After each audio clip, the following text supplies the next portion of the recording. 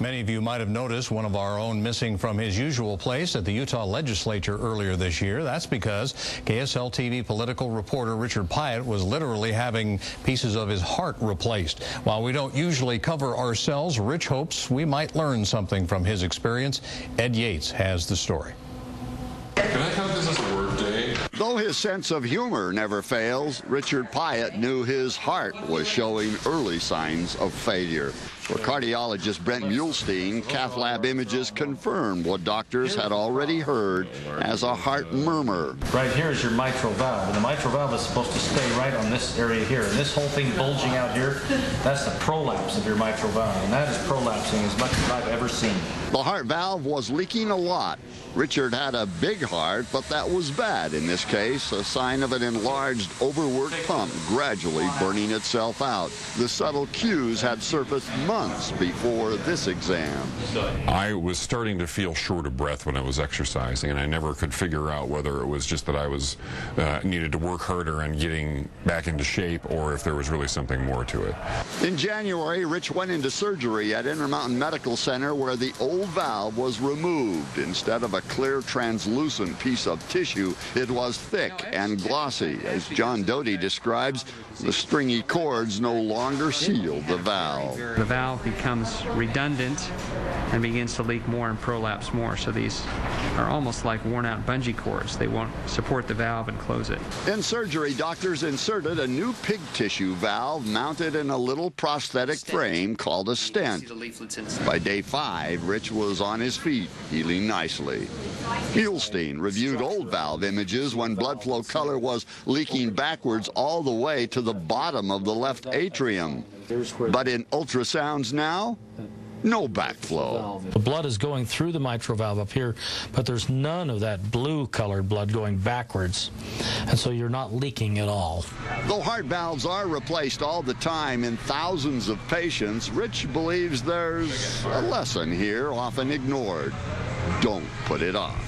It's like baking cookies. If you're baking cookies and all of a sudden you smell the cookies baking, chances are they're burning by that time. While many believe their condition may not be critical enough to warrant early surgery, Dr. Doty believes it's a prime example of preventive medicine. You catch it before somebody gets sick. It's safe, it works well, and they can get back on to their usual stuff. And they can get back actually to a normal life expectancy in many cases. The consequences of not dealing with it and what could have happened if I hadn't handled it at this point would have been even more catastrophic potentially. For Rich, do nothing, lose all. Or act early, recover quickly, and gain everything. Ed Yates, KSL-5 News.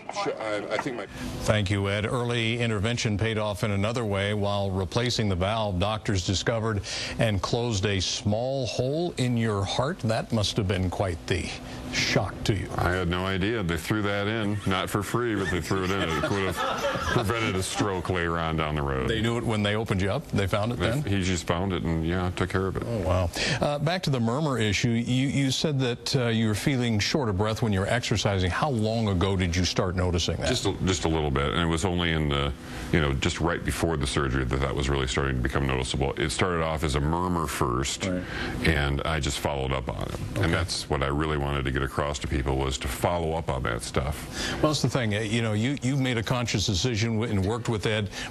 I'm willing to have a camera come in and shoot this surgery because you wanted to get the word out. I mean, because a lot of people our age don't know we have the condition, right? Right, exactly, and that's exactly the point. I did not want this to be about me. I wanted this to be me as an example of saying, this is scary.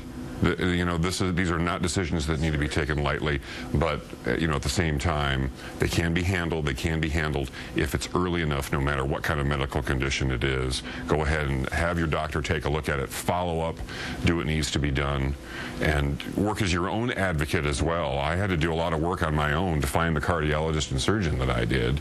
It didn't just fall into my lap, and that was very different because I thought that it would sort of be taken care of through working in the system, but you kind of have to work as a participant as well. That's extremely important. But you're feeling better? Prognosis good? It's great. Everything's working great, and I'm full of gratitude today. Morning meeting begins tomorrow morning. Be here. All right, I'm here.